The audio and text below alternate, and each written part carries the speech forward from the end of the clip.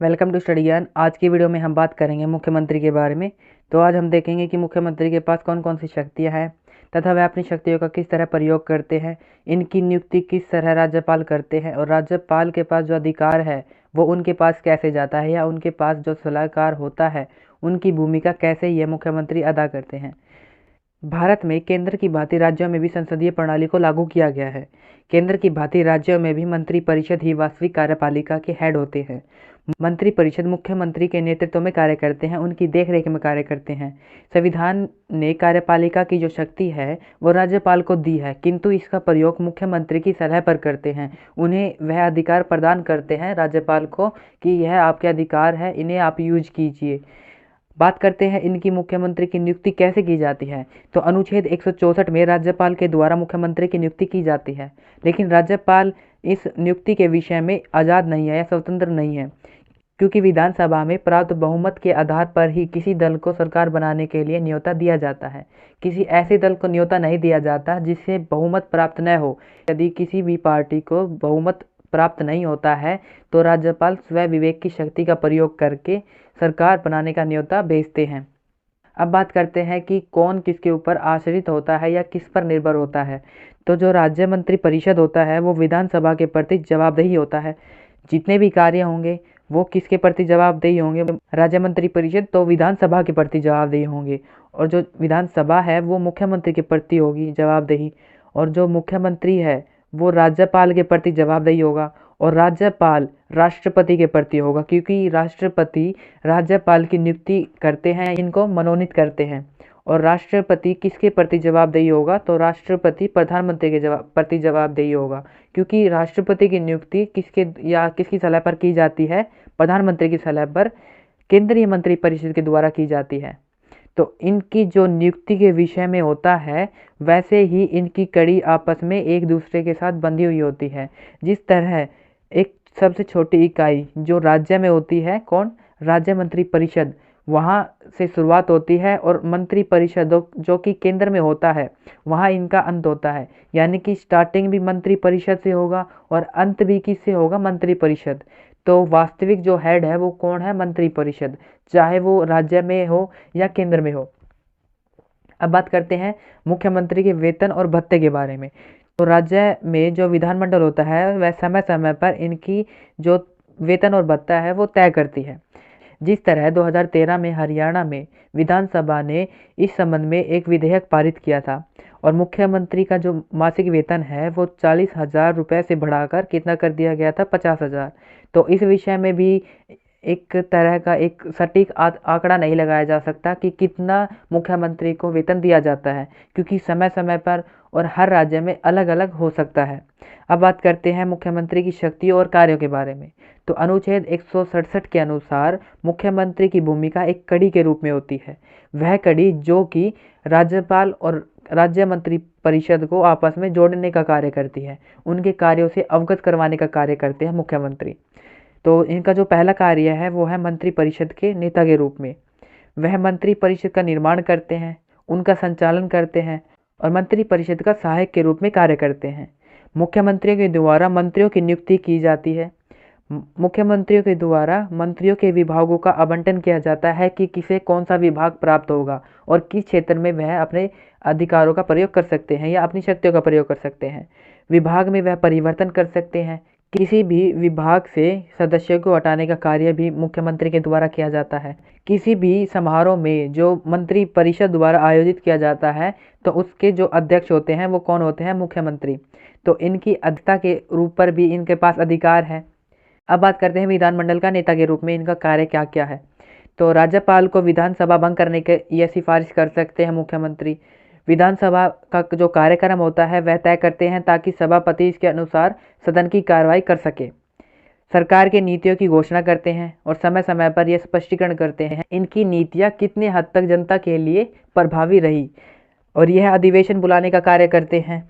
अब बात करते हैं इनके नियुक्ति के संबंध में कि इनके पास कौन कौन सी शक्तियां हैं। तो उन शक्तियों में एक नियुक्ति की शक्ति आती है। तो उस नियुक्ति की शक्ति में ये किस किस की नियुक्ति कर सकते हैं?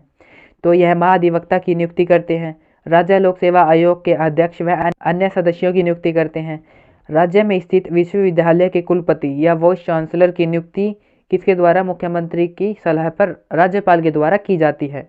राज्यपाल के पास जो नियुक्ति की शक्ति है वो किससे प्राप्त होती है? तो वो मुख्यमंत्री के द्वारा राज्यपाल को प्राप्त होती है। अब बात करते हैं कि जनता के नेता के रूप में इनका कार्य होता है। जिस तरह प्रधानमंत्री संपूर्ण राष्ट्र के नेता है, उसी तरह राज्य के मुख्यमंत्री जनता के नेता होते हैं। राज्यपाल केंद्र सरकार द्वारा मनोनीत होते हैं, तो इस कारण वह जनता के नेता नहीं बन सकते, क्योंकि इसमें इनकी नियुक्ति नहीं होती, इनका मनोनीत होता है। मनोनीत और नियुक्ति में अंतर होता है। जो मनोनीत होता है वो अधिकारियों के द्वारा किया जाता है या किसी बड़ी पावर के द्वारा मनोनीत किया जाता है, और जो नियुक्ति है वो जनता के द्वारा की जाती है। अब बात करते हैं राज्यपाल का जो मुख्य सलाहकार होता है उसके रूप में किस तरह मुख्यमंत्री कार्य करते हैं। तो संवैधानिक दृष्टि से देखा जाए तो मुख्यमंत्री का परामर्श मानना राज्यपाल के ऊपर निर्भर करता है, वह उनकी इच्छा माने या ना माने। किंतु समय और स्थिति के अनुसार राज्यपाल मुख्यमंत्री के परामर्श को मानने से इनकार भी नहीं कर सकते। जो राज्यपाल के पास जितनी भी शक्तियां हैं उसका प्रयोग यह तभी कर सकते हैं जब राज्य में मुख्यमंत्री इनके अनुसार कार्य करे, और इनके पास जो अधिकार या शक्ति आती है वो मुख्यमंत्री ही इन्हें प्रदान करते हैं। अब बात करते हैं दल का नेता के रूप में किस तरह ये कार्य करते हैं। तो ये दल के नेता होने के साथ साथ ये दल पर नियंत्रण रखते हैं, क्योंकि नियंत्रण रखना आवश्यक होता है कि कोई भी ऐसा भाषण ना दे या ऐसी कोई टिप्पणी ना करे जिसके द्वारा जो दल है उसके ऊपर किसी भी तरह की आँच आए या कि उनकी छवि खराब हो। तो यह नियंत्रण रखते हैं कि कोई भी पार्टी का सदस्य अपने भाषा की मर्यादाओं का उल्लंघन न करे। दूसरा जो इनका कार्य होता है वो होता है चुनाव के समय टिकट देना। आपने देखा होगा कि चुनाव के समय टिकट दी जाती है विभिन्न पार्टियों द्वारा अपने उस क्षेत्र के नेताओं के द्वारा जो उस क्षेत्र में प्रसिद्ध हो। तो उनके द्वारा दी गई टिकट के बाद वह अपने उस दल के रूप में चुनाव लड़ते हैं। अब बात करते हैं अपनी पार्टी के उम्मीदवारों के पक्ष में रैलियां आयोजित करना। आपने देखा होगा कि हाल ही में जो चुनाव हुए थे गुजरात में, तो उसमें राज्य के जो मुख्यमंत्री थे उन्होंने भी समय समय पर अपनी पार्टी के लिए आयोजन किया, रैलियां की। और किस तरह जिस तरह केंद्र में जो प्रधानमंत्री होते हैं वो भी दल का नेता के रूप में कार्य करते हैं, तो वह भी कहाँ राज्य में आकर अपनी पार्टी के लिए कार्य किया, अपनी पार्टी के लिए रैलियां की और अपनी पार्टी को विजय बनाने के लिए लक्ष्य निर्धारित किया। जो मुख्यमंत्री है वो किस तरह राज्यपाल और मंत्री परिषद के मध्य एक कड़ी के रूप में कार्य करते हैं।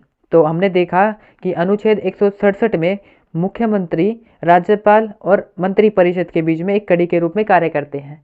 इनकी कड़ी के रूप में कार्य करने का महत्व यह होता है कि यह समय समय पर आपस में कामों से अवगत करवाते रहते हैं कि इन मंत्री परिषद के द्वारा, जो राज्य मंत्री परिषद है उनके द्वारा यह विभिन्न कार्य किए गए, और जो राज्यपाल है उनके द्वारा यह शक्ति का प्रयोग करके यह विभिन्न कार्य किए गए। तो इनका मुख्यमंत्री का कार्य जो है वो इन्हें आपस में अवगत करवाने का होता है कि विभिन्न कार्य किसके द्वारा और कितने समय में किए गए। अब बात करते हैं विभागों में समन्वय बनाए रखना या संतुलन बनाए रखना। तो सभी विभाग आपस में तालमेल बनाकर कार्य करते हैं, जिससे एक इकाई के रूप में कार्य निश्चित हो और राज्य के लिए हितकारी कार्य हो। यानी कि यह इनका जो काम होता है मुख्यमंत्री का, वो काम होता है कि वह आपस में जो विभाग है उसमें तालमेल बनाए रखे, संतुलन बनाए रखे। कोई भी विभाग ऐसे दूसरे विभाग पर अड़चन पैदा ना करे जिससे कि लोक कल्याणकारी राज्य का जो सपना है वो साकार ना हो। तो इनके यह कार्य होता है। आगे बात करते हैं मुख्यमंत्री की स्थिति के बारे में। तो राज्य प्रशासन में मुख्यमंत्री की वही स्थिति होती है जो केंद्र में प्रधानमंत्री की होती है। जिस प्रकार केंद्र में प्रधानमंत्री मंत्रिमंडल रूपी मेहराब की आधारशिला होता है, उसी तरह राज्य में मुख्यमंत्री मंत्रिमंडल की आधारशिला के रूप में कार्य होता है। बनाए रखे, संतुलन बनाए रखे, कोई भी विभाग ऐसे दूसरे विभाग पर अड़चन पैदा न करे जिससे कि लोक कल्याणकारी राज्य का जो सपना है वो साकार ना हो। तो इनके यह कार्य होता है। आगे बात करते हैं मुख्यमंत्री की स्थिति के बारे में।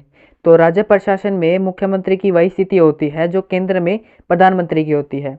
जिस प्रकार केंद्र में प्रधानमंत्री मंत्रिमंडल रूपी मेहराब की आधारशिला होता है, उसी तरह राज्य में मुख्यमंत्री मंत्रिमंडल की आधारशिला के रूप में कार्य होता है। इनके द्वारा समय समय पर ऐसे कार्य किए जाते हैं जिससे कि यह एक इंजन के रूप में कार्य करे, जो अपनी पार्टी के लिए या अपने राज्य के लिए विभिन्न कार्य को सफल बनाएं, उनका मार्गदर्शन कराएं, उनके द्वारा विभिन्न कार्यों की दिशा निर्धारित करें। हमने बात करी मुख्यमंत्री के बारे में, अब बात करते हैं राज्य मंत्री परिषद के बारे में। इस तरह केंद्र में मंत्री परिषद होता है, उनके पास जो जितनी शक्तियाँ होती है या जिस प्रकार की शक्तियाँ होती है वैसी ही शक्तियाँ राज्य में राज्य मंत्री परिषद के पास होती है, लेकिन इनका क्षेत्राधिकार अलग अलग होता है। जो केंद्र में मंत्री परिषद होता है उनका जो क्षेत्राधिकार है वो ज़्यादा व्यापक होता है, और जो राज्य में मंत्री परिषद होते हैं उनका क्षेत्राधिकार सीमित होता है। अब देखते हैं राज्य मंत्री परिषद के बारे में। तो अनुच्छेद 163 में राज्य के लिए एक मंत्री परिषद की नियुक्ति की जाएगी, जो राज्यपाल के द्वारा मुख्यमंत्री की सलाह पर की जाएगी। यानी कि यहाँ इनकी नियुक्ति कौन करेगा? राज्यपाल। और किसकी सलाह पर करेगा? मुख्यमंत्री की सलाह पर। तो इसमें भी मुख्यमंत्री ही महत्वपूर्ण भूमिका निभाते हैं। जिस तरह केंद्र में नियुक्ति कौन करते हैं? राष्ट्रपति केंद्रीय मंत्री परिषद की। और किसकी सलाह पर करते हैं? प्रधानमंत्री की। यहाँ क्षेत्राधिकार अलग अलग है, यहाँ पद अलग अलग है, और इनकी शक्तियाँ भी अलग अलग हैं, लेकिन इनका प्रयोग करने का तरीका एक है। बात करते हैं कि मंत्री परिषद कितने प्रकार का होता है। जो केंद्र में होता है उतना ही प्रकार का राज्य में भी मंत्री परिषद होता है। कैबिनेट मंत्री वह मंत्री जो महत्वपूर्ण पदों पर आश्रित होते हैं, इनके पास ज़्यादा शक्तियाँ होती है, यह सीमित संख्या में होते हैं, सदस्य सीमित संख्या में होते हैं। जो राज्य मंत्री है उनका जो कार्य है वो कैबिनेट मंत्री की सहायता करने का होता है। इनकी जो संख्या है वो ज़्यादा होती है, किसके मुकाबले? कैबिनेट मंत्री के मुकाबले। और जो उपमंत्री होते हैं ये प्रशासनिक कार्य को देखते हैं, और इनका जो कार्य होता है वो राज्य मंत्रियों की सलाह करने का होता है। बात करते हैं इनके कार्यकाल के बारे में कि इनका कार्यकाल कितना होता है। तो सामान्यतः इनका जो कार्यकाल है वो 5 वर्ष का होता है, लेकिन यह राज्यपाल के प्रसाद पर्यंत तक बने रहते हैं, और इनके पास जब तक जो बहुमत है वो रहता है ये अपने कार्य को सुचारू रूप से जारी रखते हैं। और इनके खिलाफ यदि अविश्वास प्रस्ताव पारित हो जाता है और वह पारित होने के बाद पास हो जाता है तो इन्हें पद त्यागना पड़ता है। तो डिपेंड करता है कि बहुमत के आधार पर, यदि बहुमत यह सरकार खो दे तो सरकार के बहुमत खोने के बाद राज्यपाल उन्हें बर्खास्त कर देगा या भंग कर देगा विधानसभा को। बात करते हैं इनकी मंत्री परिषद की शक्तियों और कार्यों के बारे में।